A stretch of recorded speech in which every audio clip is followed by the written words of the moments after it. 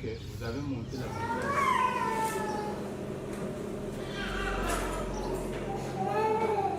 La maman, elle vient d'un village qui est à 20 km d'ici. Les deux enfants ont été hospitalisés dans 2 centres de santé aux environs de leur village, là où elles ont fait une dizaine de jours.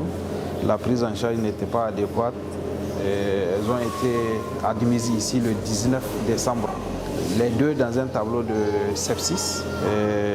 Malheureusement, on a perdu l'une, mais elle a pu être sauvée.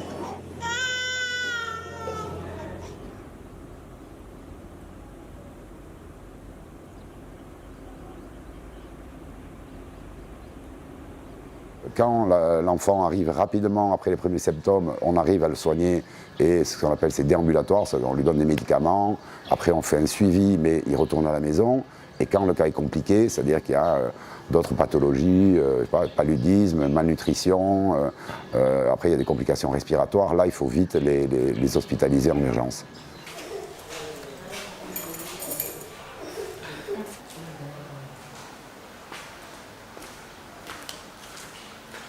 Malgré l'activité économique, en fait, c'est une population très pauvre et la taille des zones de santé est immense. Hein, donc, il y a des parties rurales qui sont vraiment des fois à 100 km, 150 km de l'hôpital de référence.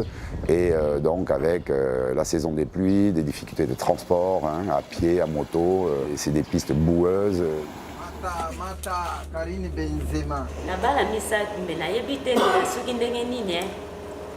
ina suki ndenge nini mpona koma kotombe nakomi koto ndenge nini mais tika nzambe azwa lokumu nzambe ka nde mutu atindaki bino kosala sacrifice oyo mpo mbele toyebi te mbele tosuki ndenge nini na bana misato mbele topesi combien tofuti combien eske mbele tokokoka tonia kozwila yango wapi ntango nafandaki na ndako nayoki sango ke nayoki information ke awa na songololo bazopesa bana traitement ya ofele oyo bazobela rougeole sikonake mpe na centre yango bayebisinga ke koto il faut batransfere biso awa na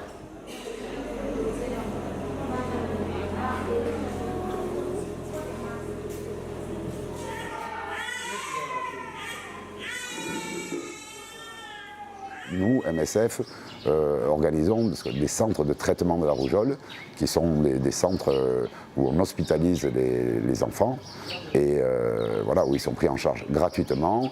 Et donc on insiste sur la gratuité des soins, du transport. Pour donner une idée, ça représente à peu près un département français, chaque zone de santé. Et on travaille bien sûr avec les gens du ministère, avec des relais communautaires qui sont eux dans les villages et qui aident à dépister les cas de rougeole.